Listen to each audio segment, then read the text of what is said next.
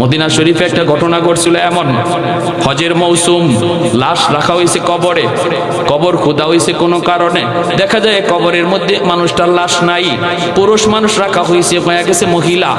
অবাক হয়ে গেছে। থানবী রহমতুল্লাহ আলাইহি কিতাবের মধ্যে আনছেন, মক্কা শরীফ থেকে এই মানুষগুলা দেখতে গেছে। ফ্রান্সের একটা মানুষ এই লাশটা দেখে, মহিলা দেখে চিনে ফেলেছে। এই মানুষটা কয়, এই মহিলার বাড়ি তো ফ্রান্সে, আমি তার রাইকে আসছি, সে নতুন মুসলমান হয়েছে, মাত্র নতুন মুসলমান হয়েছে, আমি তারে কোরআন পড়া শিখাইছি, সে তো আমার ছাত্রী, কবে মরলো আর তার লাশ এখনো আসলো কেমন করে? এলাকার মানুষেরা কয়, আমরা তো এখানে একজন পুরুষ মানুষ রাখছি, লাশ গেল কোথায়? চলে গেল সে ফ্রান্সে, চলে গেল ওই মহিলার ঠিকানায়। যা জিজ্ঞেস করি, এলাকার মানুষেরা কয়, তার বাপ মা কয়, মেয়েটা কয়েকদিন আগে মারা গেছে, কবর খুঁজো। কবর খুঁজা দেখে মেয়ের লাশ ফ্রান্সে নাই, মেয়ের লাশটা চলে আসছে মদিনায়। আর মদিনায় যে পুরুষের লাশ রাখা হয়েছে, এই লাশটা চলে গেছে ফ্রান্সে। অবাক কাণ্ড, অবাক কাণ্ড। ঘটনা কি? ঘটনা কি? এই মহিলা আফসোস করতো, কোরআন পড়তো আর আফসোস করতো, আল্লাহ আমার চিরনিদ্রায় শয়ন যদি মদিনায় হইতো, আমার নবী যেখানে শুয়ে আছেন এখানে যদি আমি শুয়ে থাকতাম গো। এই ছিল তার বারবার দোয়া, আল্লাহ দোয়া কবুল করেছে। আর ওই পুরুষ মানুষটা মদিনার মানুষ, তার ব্যাপারে স্ত্রীকে জিজ্ঞেস করা হয়েছে, আপনার স্বামীর কি এমন কি বদামল? বলতেছে, কোনো বদামল মনে পড়ে না, সে তো নামাজি ছিল, কিন্তু একটা আমল মনে পড়ে, এই যে পুরুষ মানুষ স্বামী স্ত্রী মিলন করার পর যে গোসল করা হয়, এটাকে সে অপছন্দ করত। সে বলতো, খ্রিস্টানদের সিস্টেমটা ভালো, খ্রিস্টানদের সিস্টেমটা ভালো, এই গোসল টোসল লাগে না, এই ঝামেলা লাগে না, ইসলাম ধর্মের এই নিয়মটা, এটা আমার কাছে ভালো লাগে না, খ্রিস্টানদের সিস্টেমটা ভালো লাগে। এই কথাটা শুধু বলছে। আর এই কথার উপরে আল্লাহ নারাজ হইয়া তার কবর, তার লাশটারে আল্লাহ খ্রিস্টানদের দেশে পাঠিয়ে দিছে, খ্রিস্টানদের দেশে পাঠিয়ে দিছে। কি জবাব দিব যুবক? আজকে কি জবাব দিব আমরা আমাদের সন্তানের ব্যাপারে আল্লাহর কাছে? কি জবাব? একজন অপরিচিত মানুষ সুলাইমান আলাইহিস সালামের সামনে এসে সালাম দেয়, আসসালামু আলাইকুম ইয়া নবিয়াল্লাহ। তিনি বলেন, ওয়া আলাইকুম আসসালাম। কে আপনি? আপনাকে কোনোদিন তো দেখি নাই। কি আপনার পরিচয়? কোথায় আপনার বাড়ি? কেন এসেছেন? অপরিচিত মানুষটাই কয়, নবী গো, আপনি আমাকে চিনবেন না, আমাকে চিনার কথাও না, কারণ এই জগতে যারা আমাকে চিনছে কেউ নাই। যারা একবার দেখে এটাই তার জীবনের শেষ দেখা হয়ে যায়, এজন্য আমাকে কেউ চিনে না, যারা চিনছে কেউ নাই। আমার নাম হলো মালাকুল মউত আজরাইল। আজরাইল আলাইহিস সালাম নাম শুনলেই সবারই ভয় লাগে, ঠিক না? সবারই ভয়, কারণ মালাকুল মউত আজরাইলের ডিউটি একটাই, শুধু জান কবজ করা। কে কোথায় দাঁড়ায় আছে, কার সামনে দাঁড়ানো, মালাকুল মউত আজরাইল এগুলা পরোয়া করেন না। আমি কি ঘরে নাকি ঘরের বাহিরে, আমি কি দোকানে নাকি গাড়িতে, আমি কি সন্তানের কাছে না মানুষের কাছে, কোনো পরোয়া নাই। যখন যার টাইম হয় মালাকুল মউত হাজির। সুলাইমান আলাইহিস সালাম তিনি অবাক হয়ে গেলেন, মালাকুল মউত আজরাইল, ও ভাই আজরাইল কেন এসেছো? কই, নবী গো, আমার কাম শুধু একটাই, ডিউটি আমার একটাই, শুধু জান কবজ, আমার আর কোনো ডিউটি নাই, ডিউটি নাই। আপনি প্রস্তুতি গ্রহণ করুন, আপনি এখনই তৈয়ার হয়ে যান, আপনার সময় শেষ গো নবী, আপনার জান কবজের হুকুম চলে এসেছে, আপনি এখনই প্রস্তুতি নেন। আল্লাহর পয়গম্বর সুলাইমান আলাইহিস সালাম তিনি বলতেছেন, ভাই আজরাইল একটু সময় আমাকে দিবানি? ওই যে দেখো আল্লাহর ঘর বাইতুল মুকদ্দাসের নির্মাণ কাজ চলতেছে, জিন্নাতের দ্বারা নির্মাণ কাজ করাইতেছি, এখনো আল্লাহর ঘরের কাম শেষ হয় নাই। যদি আমার ইন্তেকাল হয়ে যায় তাহলে জিন্নাতরা বাকি কাজটা করবে না, কাউকে ওরা ভয় পাবে না, ওদেরকে ভয় দেখায় দেখায় কাজ করাইতে হয়। এ ভাই আজরাইল একটু সময় চাই আল্লাহর ঘরের খাতিরে, আমার ফ্যামিলির জন্য নয়, সন্তানের জন্য নয়। আমি বলি না আমার সন্তানের চেহারাটা এক নজর দেখার সুযোগ দাও, আমি বলি না আমাকে ঘরে যাওয়ার সুযোগ দাও, আমি বলি না আমার কোনো নিজের স্বার্থের জন্য সুযোগ দাও। সুযোগ চেয়েছি শুধু আল্লাহর ঘরের জন্য, আল্লাহর ঘরের কাজ একটু সময় যদি পাই কাজটা শেষ হয়ে যাবে রে আজরাইল, আমাকে একটু সময় দেওয়া যাবে নাকি? মালাকুল মউত আজরাইল তখন বলেন, নবী গো মাপ চাই গো নবী, কাউকে সময় দেওয়ার কোনো অধিকার আল্লাহ আমি আজরাইলকে দেয় না। সময় যদি নিতে হয় মালিকের কাছে আবদার করেন, মালিকের কাছে আবদার করেন, জায়গা মতো অ্যাপ্লিকেশন করেন, আবেদন করেন। আমার কাছে আবদার করে কোনো লাভ নাই, আমি আপনাকে সময় দিতে পারবো না, সময় দেওয়ার কোনো সুযোগ নাই। ভাইরে মনে রাখবেন, মূসা আলাইহিস সালামের জমানার আগ পর্যন্ত মালাকুল মউত আজরাইল মানুষের সুরত ধরে সেই মানুষের জান নিতেন, সুরত ধরে এসে জান নিতেন। কিন্তু মূসা আলাইহিস সালামের জমানায় ঘটে গেল একটা ব্যতিক্রম ঘটনা। মূসা আলাইহিস সালামের কাছে তিনি এসেছিলেন জান কবজ করার জন্য। মূসা আলাইহিস সালাম তখন বললেন, ভাই আজরাইল তুমি যে আমার জান কবজ করতে এসেছো, হাত তোমাকে সাহায্য করবে না, আমার পা তোমাকে সাহায্য করবে না, আমার চোখ তোমাকে সাহায্য করবে না, কোনো অঙ্গ তোমাকে সাহায্য করবে না, কেমন করে তুমি আমার জান কবজ করবা? মালাকুল মউত আজরাইল তখন বলেন, আমি আমার মতো করে জান নিয়ে নিব, কেউ সাহায্য করুক আর না করুক আমি জান কবজ করে নিয়ে যাব। সাথে সাথে মূসা আলাইহিস সালামের গুসা উঠে গেল, গুসা উঠে গেল। তিনি একটা চর বসায় দিলেন মালাকুল মউত আজরাইলকে, এমন একটা চর বসায় দিছেন আজরাইলের এক চোখ কানা হইয়া নিজের হাতে চলে আসছে। তাহলে বোঝা গেলেন মূসা নবী নরম নবী না গরম নবী? খালি গরম নাকি বেশি গরম? এত গরম চুল টুপি ছিদ্র হইয়া দাঁড়ায় যাইত যখন গুসা হতেন। ওনার হাতের মধ্যে কি পরিমাণ জোর, এটা ফেরাউনেও টের পাইছে, ফেরাউনের বংশের এক লোকেও টের পাইছে, শেষমেশ আজরাইলও টের পেয়ে গেছে। আজরাইল চোখ নিয়ে আল্লাহর দরবারে হাজির, ডাক দেয়া বলেন, মালিক কার দরবারে পাঠাইছো জান কবজ করার জন্য? আমার জানি তো যাওয়ার ফালা ছিল, ঠিক না? আমি কি জান আনবো, আমার জান দেওয়ার পালা ছিল, কোন রকম বাইচা আসছি। আল্লাহ পাক রব্বুল আলামিন কয়, মূসা এমনটা কেন করছো? মূসা আলাইহিস সালাম কয়, আল্লাহ আমি আজরাইলকে জিজ্ঞেস করলাম, কেউ তো সাহায্য করবে না, হাত পা চোখ কান কিছুই তোমাকে সাহায্য করবে না, কেমনে জান নিবা? তোমার আজরাইলে কয় তার যেভাবে খুশি ইবাই নিব। সে যদি বলতো আমার আল্লাহ যেভাবে চায় সেইভাবে নিব, আমার কোনো আপত্তি ছিল না, ঠিক না? তার তো কোনো এখতিয়ার নাই জান কবজ করার, তার তো কোনো শক্তি নাই, তার তো কোনো ক্ষমতা নাই। তাহলে এই কথা কেন বলল? বলার তো কথা ছিল আমার আল্লাহ যেভাবে চায় সেভাবে। রব্বুল আলামিন তখন মালাকুল মউত আজরাইলকে বলতেছে, হে আজরাইল মূসা যা বলছে ঠিকই তো বলছে, ব্যস্ত তুমি লাগাইছো, ঠিক না? কথাটা এভাবে বলছো কেন? আজরাইল আলাইহিস সালাম কয়, মালিক বুঝছি আমার ভুল হয়েছে, তবে আমি এই কাম আর করতে রাজি না, আমার ডিউটি পাল্টাও। কেন?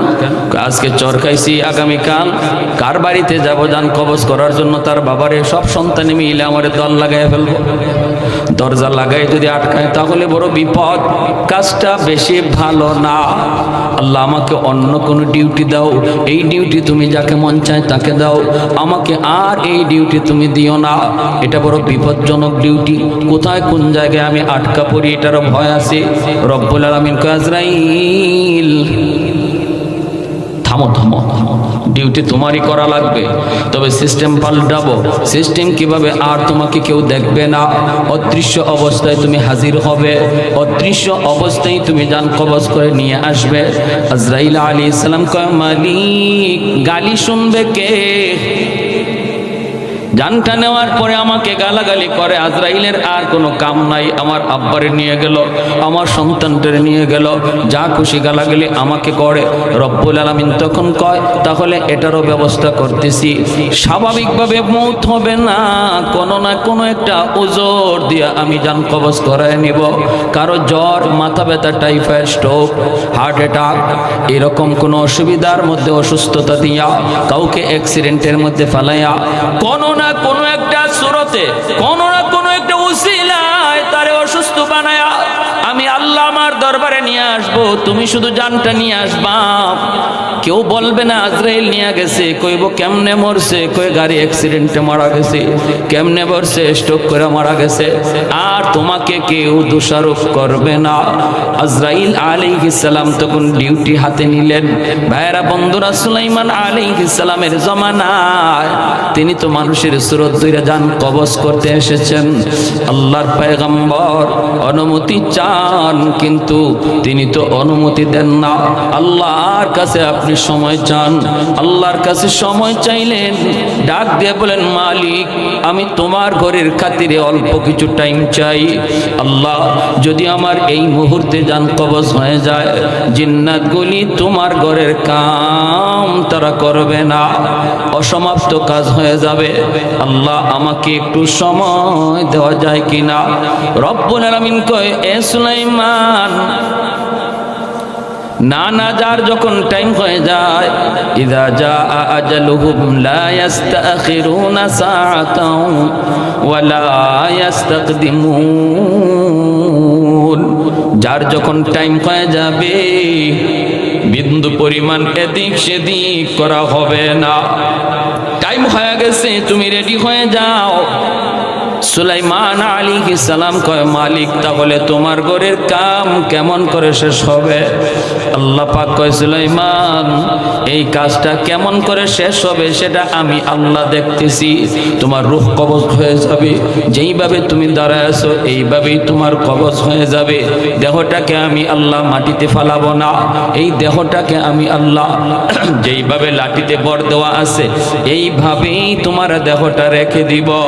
জিন্নাতরা মনে করবে তুমি জীবিত, তুমি দেখতেছ, তুমি সব কাজ ফলো করতেছ, চোখগুলাও তোমার খোলা থাকবে, লাঠিতে বর দেওয়াও তোমার টিকি থাকবে। বডিটা আমি পচাবো না, গলাবো না, মাটিতেও ফালাবো না। জিন্নাতরা দেখবে তুমি সোজা দাঁড়ায় দাঁড়ায় কাজ দেখতেছ, যতক্ষণ পর্যন্ত কাজ শেষ না হবে আমি আল্লাহ তোমার মৃত দেহটাকে এইভাবেই দাঁড় করায় রাখবো। আরেকটু জোরে কই সুবহানাল্লাহ। এটা আল্লাহর পক্ষে সম্ভব কিনা? আল্লাহ পারেনি না পারে না? এই ক্ষমতা আল্লাহর আসেনি না না?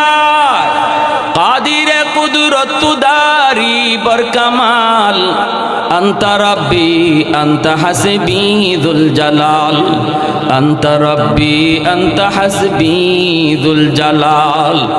আল্লাহ পাক চাইলে সব পারে। মানুষ যা পারে না পারে কে?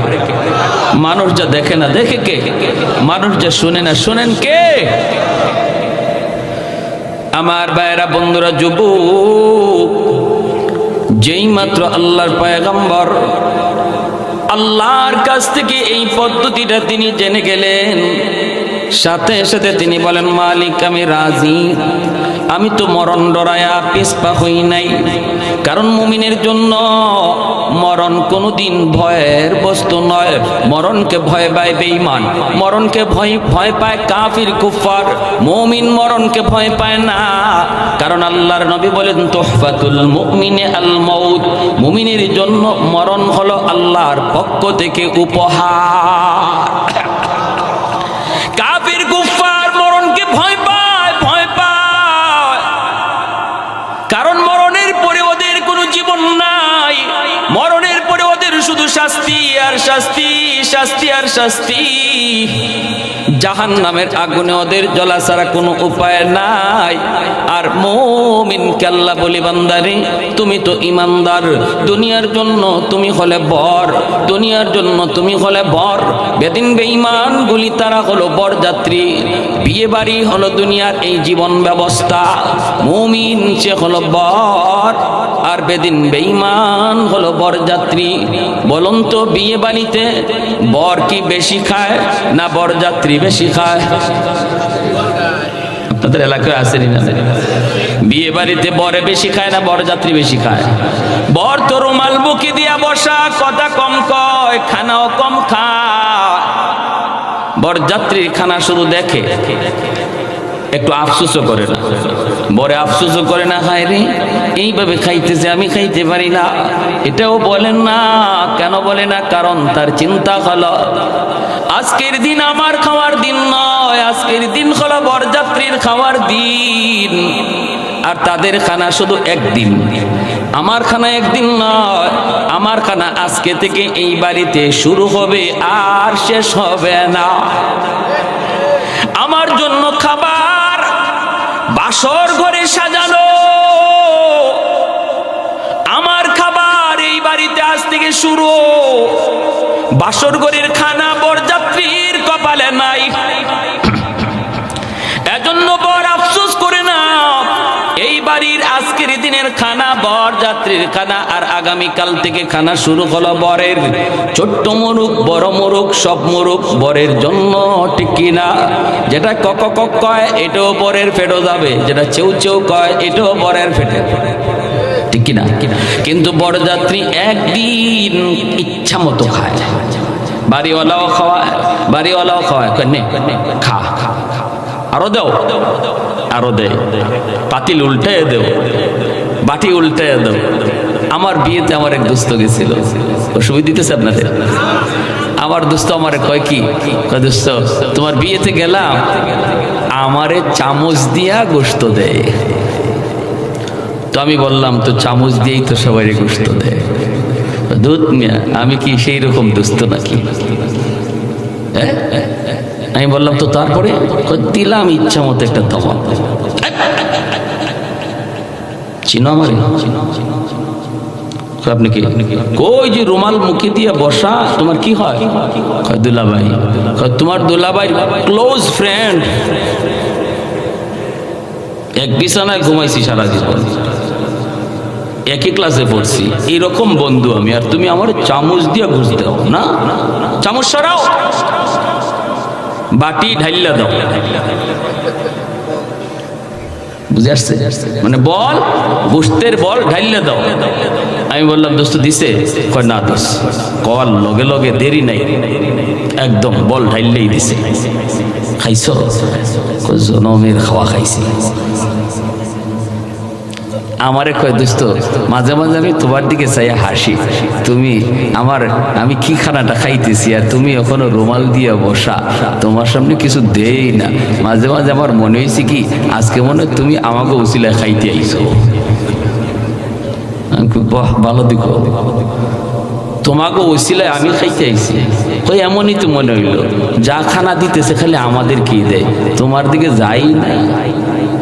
আমি কইলাম যদি আমি রাগ কইরা এই বিয়ের আসর থেকে বিয়া না করে চলে যাইতাম, তখন তোমার বাটি দিয়ে ঘুষ খাওয়াইতো নি? কি করেন আপনারা? হঠাৎ করে মেয়ের বাবা আসছে, মেয়ের চাচা আসছে, আইসা দেখে বর নাই। কি ব্যাপার? বরযাত্রীরা ধুম খাইতেছে। কিরে বর কই?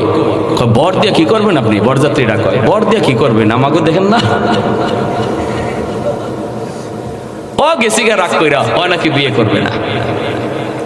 বলুন তো এমন কোন মেয়ের বাপ আছে যে এই সময় বরযাত্রীরা আদর করে খাওয়াবে? কইব ঝাড়ুটা কই আছে তাড়াতাড়ি লোক, ঠিক কিনা? খবর ঝাড়ু কই আছে?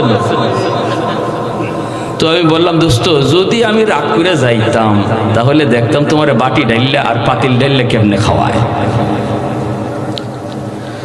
আল্লাহ রাব্বুল আলামিন বলে, এ মুমিন, ঈমান ওয়ালারা, এই দুনিয়া হলো একটা বিয়া বাড়ি, আর এই বিয়া বাড়িতে সমস্ত বেদিন বেঈমান কাফির কুফফার যা আছে সব বরযাত্রী, আর তোমরা হলে বর। বিয়ে বাড়িতে বর যেমন খায় না, টার্গেট তার সামনের খানা, এই দুনিয়া নামক বিয়ে বাড়িতে মুমিন তোমরাও কম খাও, আর বেদিন বেঈমান কাফির কুফফার এদের খানা একদিন, বিয়া যেদিন এই দিন। এজন্য ওরা যা চাইতেছে আমি আল্লাহ ওদেরকে তাই দিতেছি, ঠিক না? ওরা যা চাইতেছে তাই দিচ্ছি। কি চাও নাও, কেমনে ঘুরতে চাও নাও, কেমনে উঠতে চাও নাও, বিল্ডিং কেমনে বানাইতে চাও নাও। দুনিয়ার যা চাওয়া সব আল্লাহ যেন বেঈমানরা দিয়ে দিছে। কেন? কারণ এদের এই চাওয়া পাওয়া মাত্র কয়দিন? জোরে কোন? একদিন। আর ইমানদারকে বলেন তোমরা একটু কম খাও, তোমাদের খানা বাসর ঘরে, মানে জান্নাতে। জোরে কোন সুবহানাল্লাহ। তোমাদের খানা জান্নাতে, তোমাদের খানা শুরু হবে আর শেষ নাই। বেঈমানের খানা মাত্র একদিন। দুনিয়া যেদিন আছে, যতদিন আছে এতদিন, আখিরাতের তুলনায় একদিনও না। সেটা দুনিয়ার হায়াত আখিরাতের হায়াতের তুলনায় এক সেকেন্ডও না। এতটুকু সময় ওদেরকে খাইতে দাও, এরপরে ওদের কপালে খানা নাই, শুধু ঝাড়ুর পিঠা আছে। আর তোমাদের খানা শুরু হবে আর শেষ নয়, আজীবন চলবে। তার নাম হলো জান্নাত। জোরে কোন সুবহানাল্লাহ, আরো জোরে কোন সুবহানাল্লাহ। এজন্য আমার ভাইরা বন্ধুরা, আল্লাহ পাক রব্বুল আলামিন মুমিনদেরকে বলতেছেন তোমরা হলে বর, বেদিন বেঈমান হলো বরযাত্রী। ওরা যা চাইতেছে আমি আল্লাহ ওদেরকে তাই দিচ্ছি। এদের দিকে তাকায় তোমরা লোভ করবা না। তোমাদের আসল খানা হলো জান্নাত, আসল খানা হলো জান্নাত রে। আসল খানা আমি আল্লাহ সাজায় রাখছি জান্নাত। সুলাইমান আলাইহিস সালাম তিনি বারবার বলতেছেন, মালিক আমি তো এই দুনিয়াতে থাকতে চাইতেছি নিজের জন্য নয়, নিজের ফ্যামিলির জন্য নয়, নিজের পরিবারের জন্য নয়। আল্লাহ আমি তো চাই তোমার সাথে সাক্ষাৎ, তোমার সাথে সাক্ষাৎ। এরপরও একটু সময় চাইলাম শুধু তোমার ঘরের খাতিরে। আল্লাহ তোমার ঘর বাইতুল মুকাদ্দাসের নির্মাণ কাজ আর মাত্র এক ভাগ বাকি। এই এক ভাগ কাজ যদি সমাধা হয়ে যায় তাহলে আর কোনো আমার টেনশন নাই। তুমি যখন কাজের জিম্মাদারি নিয়েছো তাহলে আমি সুলাইমানের মরতেও এখন কোনো অসুবিধা না। আর একটু জোরে সুবহানাল্লাহ। আল্লাহ পাক রব্বুল আলামিন সুলাইমান আলাইহিস সালামকে ওইভাবেই লাঠিতে দাঁড় করায়া তিনি রাখলেন রে যুবক। জান কবজ হয়ে গেল। আল্লাহর পয়গম্বর দাঁড়ায় আছেন, চোখটা দিয়ে তিনি তাকায় আছেন, বডিটা এইভাবেই দাঁড়ানো। বলুন তো তিনি জীবিত নাকি মৃত? মৃত। ওই অবস্থায় জিন্নাতগুলি তাকায় দেখতেছেন নবী তাকায় রইছেন, এমন ভাবে তাকায় রইছেন পলক ফিরায় না। জিন্নাতের সরদারে কই কিরি নবী এইভাবে তাকায় রইছে, মনে হয় ডিউটির বড় চাপ পড়ছে। ডাইনে বামে তাকাবি না, দ্রুত কাম কর, সন্ধ্যা হয়ে গেছে, নবী রেস্টে যায় না। জিন্নাতগুলি সরদারকে কয়, সরদার কি ব্যাপার? নবী তো রেস্টেও যায় না, আজকে ঘটনা কি? সরদার কয়, মনে হয় আল্লাহর অর্ডার, খুব তাড়াতাড়ি কাম শেষ করা লাগবে, রাত দিন কাম করো। জিন্নাতরাও রাত দিন কাম করে, নবীও যায় না, তিনিও তো দাঁড়ায় আছে রে যুবক। এমন ভাবে দাঁড়ায় দাঁড়ায় দেখতেছে, আল্লাহর নবী দেখতেছেন। ওই দিকে দেখা যায় জিন্নাতরাও কাম করে। দীর্ঘ 1 বছর চলে গেল, জিন্নাতরা তাদের কাম শেষ করলো, আল্লাহর ঘরের কাম শেষ হলো। তাকায়া দেখে নবীর দেহটাও মাটিতে পড়ে গেল। দৌড়ায় জিন্নাতেরা কাছে বডির মধ্যে হাত লাগায় জিন্নাত একজন আরেকজনের দিকে চেহারার দিকে তাকায় আর বলতেছে, দোস্ত বডির কন্ডিশনে কয় নবী এখন মরে নাই, বহু আগে মারা গেছে। ওই যে দেখো যেই লাঠি দিয়ে তিনি হেলান দেওয়া ছিল, লাঠিটা দেখা যায় গুন পোকায় খেয়ে ফেলছে, অনেক জায়গা গুন পোকা খেয়ে ফেলছে। তাহলে বোঝা গেল ইনি আজকে মারা যায় নাই, কবে মারা গেল তোমরা একটু তালাশ করো রে। সাথে সাথে তারা একটা ভালো লাঠির মধ্যে একটা গুন পোকা লাগায় দিল। এই পোকাটায় লাঠিটা একদিনে যদ্দুর পরিমাণ খায় এই হিসাব করে জিন্নাতরা বের করেছে নবী আরো 1 বৎসর আগে ইন্তেকাল করেছে। আল্লাহু আকবার। ভাইয়ের জন্য বলতেছিলাম, কার মরণ কখন কেউ জানে না, কেউ জানে না। আমার মরণ কখন কেউ জানে না রে যুবক। যৌবনে কত যুবক কবরে চলে গেল, বাবার আগে কত সন্তান আপনাদের এলাকাতেও হয়তো কবরে গেছে, দাদার আগে কত নাতি চলে গেল। এজন্য আমার আপনার যেই সকল মুর্দেগান কবরে শায়িত, বিশেষ করে যাদের বাপ মা কবরে শায়িত, আল্লাহ পাক রব্বুল আলামিন বলে আনিশকুরলি ওয়ালিদাইক, আমি আল্লাহর শুকরিয়া আদায় করো, সাথে সাথে বাপ মার শুকরিয়া আদায় করো। কারণ আমি আল্লাহ হলাম খালিক, আমি হলাম মালিক, এজন্য আমার শুকরিয়া আদায় করো। দুনিয়ায় পাঠানোর মাধ্যম বানাইছি তোমাদের মা, মাধ্যম বানাইছি তোমাদের বাবা, এজন্য বাপ মার শুকরিয়া আদায় করো। যাদের বাপ মা কবরে চলে গেছে করব কি, আমলগুলা করব কি? বনু তামিম গোত্রের একজন যুবক আমার নবীর সামনে হাজির হলো একটা প্রশ্ন নিয়া। প্রশ্নটা হলো, ইয়া রাসূলুল্লাহ, ওগো নবীজি, আমি যখন ছোট্ট ছিলাম একমাত্র বাপ মার সন্তান, আমার কোনো ভাই নাই, কোনো বোন নাই, আমি ছোট্ট, বাবা কষ্ট করে করে সংসার চালাইছেন, কোন রকম বাবা ইনকাম করে করে সংসার চালাইছেন, কষ্ট করে করে চলেছি, কোনোদিন এক বেলা খাইছি, কোনোদিন খাই না। ঈদের দিনে আমার আব্বা আম্মা আমাকে নতুন কাপড় কিনে দিতে পারে নাই, আমাকে যদি দিছে বাবা নতুন কাপড় কিনতে পারে নাই। বাবা সিরা লঙ্গি পইরা ঈদগাহে গেছে, আমাকে কোন রকম একটা নতুন কাপড় কিনে দিছে। ওগো আল্লাহর নবী, আমি দেখেছি কি কষ্ট আমার মা করেছেন, আব্বা করেছেন। আজ আমার মা, আজ আমার বাবা অন্ধকার কবরে শায়িত। আল্লাহ আমাকে ধন দিয়েছে, দৌলত দিয়েছে, সম্পদ দিয়েছে। আজকে আমার কোনো সম্পদের অভাব নাই, কোটি কোটি টাকার মালিক, চতুর্দিকে আমার ব্যবসা বাণিজ্য। আজ যদি আমার মা, আমার বাবা দুনিয়ায় জীবিত থাকতেন, আমি যেভাবে খুশি সেইভাবে মার খেদমত করতে পারতাম গো, বাবার খেদমত করতে পারতাম। কিন্তু মায়ের নবী গো, এই কথা যখন আমার মনে হয় আমার কলিজা ফেটে যায়। হায় রে, আমার আব্বা সিরা লঙ্গি পরে ঈদের নামাজে গেছেন, আজ যদি বাবা থাকতেন বাবাকে 1000 টাকা দিয়ে লঙ্গি কিনে দিতে পারতাম, আমার মাকে 1000 টাকা দিয়া শাড়ি কিনে দিতে পারতাম। আল্লাহ আমাকে তৌফিক দিয়েছে, কিন্তু সুযোগ দেয় নাই। ওগো নবীজি, সুযোগ দেয় নাই। আমার মা, আমার বাবা তো আজ কবরে শায়িত গো নবী। এই টাকা দিয়ে কোন আমি কার খেদমত করব? কারে আমি কাপড় কিনে দিব? কারে আমি লুঙ্গি কিনে দিব? কারে শাড়ি কিনে দিব? এই টাকা দিয়ে আমি কার খেদমত করব?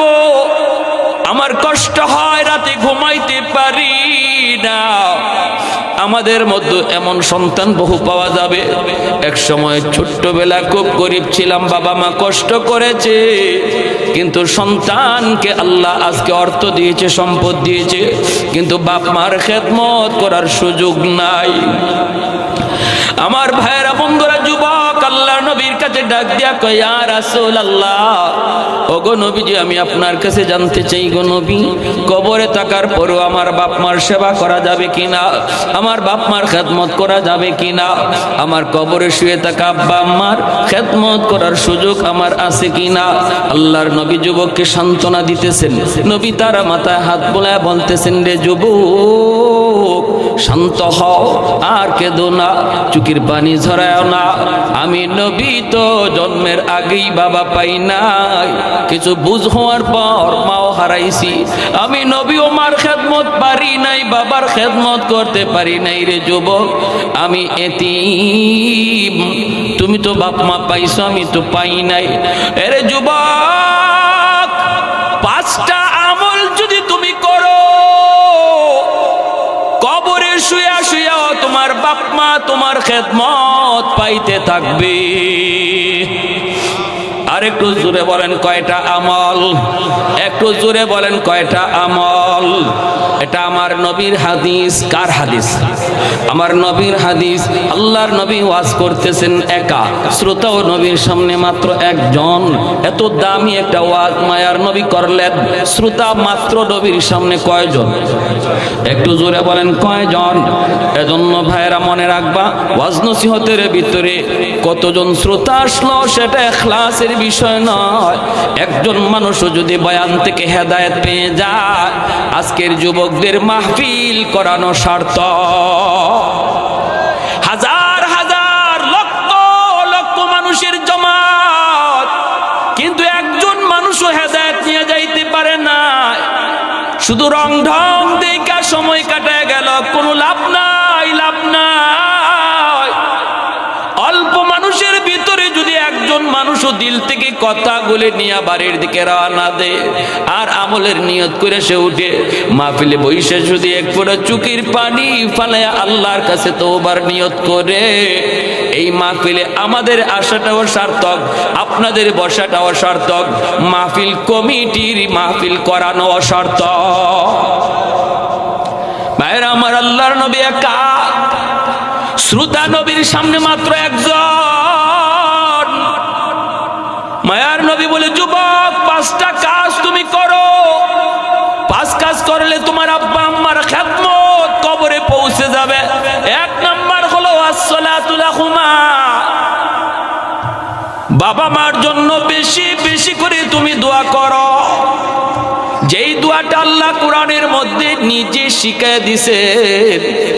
আল্লাহ পাক রব্বুল আলামিন বলে, ওয়া কুর রাব্বিরহামহুমা কামা রাব্বায়ানি সগীরা।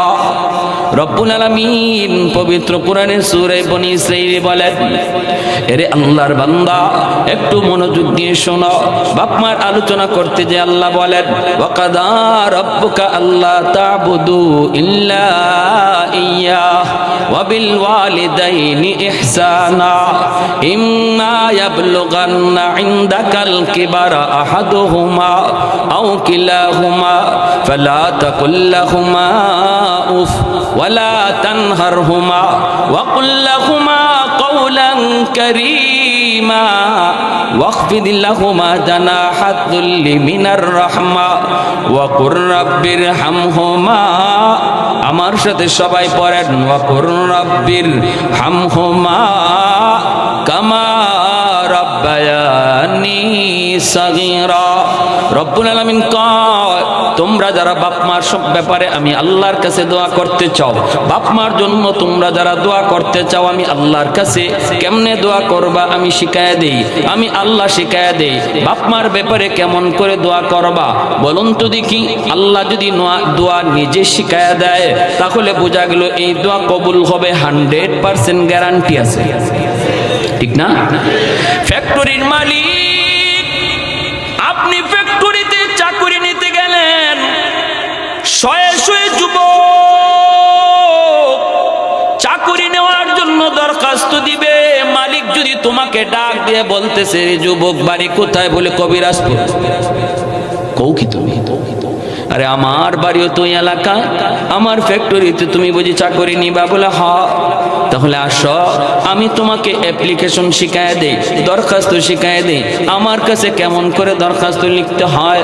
মালিক যদি তোমাকে নিজেই দরখাস্ত শিখায় দেয়, তাহলে বোঝা গেল আর কারো চাকরি হোক না হোক, তোমারটা হবে 100%। আওয়াজ দিয়া বলেন ঠিক কিনা? আর একটু জোরে বলেন ঠিক কিনা? আল্লাহ পাক কয়, যুবক যদি তুমি বাপ মার জন্য দোয়া করতে চাও, কেমন করে আমি আল্লাহর কাছে দোয়া করবা? তুমি বলো রব্বির হামহুমা কামা রাব্বায়ানি সগীরা। আল্লাহ, আমার আব্বা আম্মা শিশুকালে আমাকে যেই রকম আদর করেছেন, যেই রকম মায়া করেছেন, আল্লাহ তুমি আমার আব্বা আম্মার কবরে ওই রকম আদর কইরো, মায়া কইরো। সুবহানাল্লাহ কইতেন না? দেখেন কি দোয়াটা আল্লাহ শিখাইছে। আল্লাহ কয় বান্দা, শিশুকালে তোমার মা তোমার বাবা কি পরিমাণ মায়া তোমারে করছে তুমি জানো না, আমি আল্লাহ জানি। শিশুকালে তোমার মা তোমার বাবা কি পরিমাণ দরদ ভালোবাসা তোমারে দিছে রে বান্দা, তুমি বুঝো নাই, তুমি তখন দেখলো, এখন ইয়াদ নাই। আমি আল্লাহর সব কিছু ইয়াদ আছে। এজন্য আমার কাছে যখন দোয়া চাইবা তখন বলবা, আল্লাহ আমার আব্বা আম্মা শিশুকালে আমাকে যেই রকম মায়া করছেন, যেই রকম আদর দিছেন, আজকে কবরে আমার আব্বা আম্মারে তুমি ওই রকম মায়া কইরো। কারণ শিশুকালে কি পরিমাণ আদর, শিশুকালে কি পরিমাণ আদর, কি পরিমাণ মায়া, কি পরিমাণ মহব্বত। একজন মা, ভাইরে, বিশ্ব মা দিবস পত্রিকার ভিতরে একটা বাস্তব ঘটনা আমি পড়েছি। একজন যুবক তার জীবনের কাহিনী লিখছে। যুবক বলতেছে আমার মা আমাকে কোনো রকম কষ্ট করে করে লেখাপড়া করাইলেন। জন্মের কিছুদিন পরে আমার আব্বা মারা গেলেন। এরপরে আমার মাকে বাপ মা নানা নানি নিয়ে যাওয়ার জন্য বারবার চেষ্টা করেছেন, কিন্তু মা যায় না। মা কই, না গো বাবা, অন্যত্র আমি বিয়ে বসবো না। আল্লাহ আমাকে একটা মানিক দিয়েছে, আমি আমার মানিকের চেহারা দেখে জীবন যৌবন কাটায় দেব, আমি আর কোথাও যাব না। স্বামীর সংসার ছেড়ে, স্বামীর বাড়ি ছেড়ে আমি আর কোনো কোথাও যাব না। ও দুনিয়ার মানুষ, আমার মা আমাকে লইয়া স্বপ্ন দেইখা জীবন যৌবন কাটায় দিল। প্রাইমারি স্কুলে আমি লেখাপড়ায় ভর্তি হলাম। আমি একটু যখন বুঝি তখন দেখি আমার মার একটা চোখ নাই, বিশাল একটা গর্ত, একটা চোখ নাই। দেখলে বড় ভয় লাগে, বিশ্রী লাগে। মা আমাকে স্কুলে দেখতে আসে। আমার সহপাঠীরা কয়, তোর আম্মারে স্কুলে আসতে নিষেধ করবি, কারণ চেহারার দিকে তাকাইলে ভয় লাগে, ভয় লাগে। মাকে বললাম, মা তুমি স্কুলে যাইও না। কিন্তু মা কই, বাজান রে, ও বাজান, সারাটা দিন যদি তোমাকে না দেখে আমি মা থাকতে পারি না।